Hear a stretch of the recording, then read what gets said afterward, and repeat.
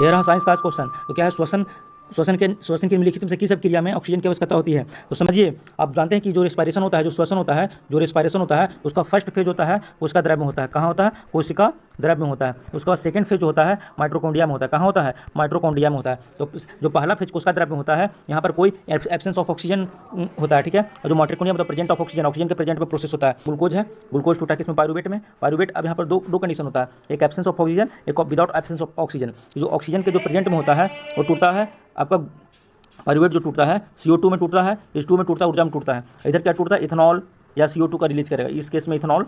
तो इथेनॉल वाला case absence of oxygen और CO2 H2 ऊर्जा में जो रूपांतरण होता है और प्रेजेंट ऑक्सीजन के प्रेजेंट में प्रोसेस होता है। आपका कौन सा आंसर हो जाएगा? आपका आंसर हो जाएगा 3। कौन सा आंसर? 3। ये भी ऑप्शन नहीं होगा, क्योंकि एब्सेंस ऑफ ऑक्सीजन, ग्लूकोज का पायरुवेट में, कोशिका द्रव्य में पहला चरण, ये भी नहीं होगा। पायरुवेट का CO2 में रूपांतरण, ये भी एब्सेंस ऑफ ऑक्सीजन, ठीक है।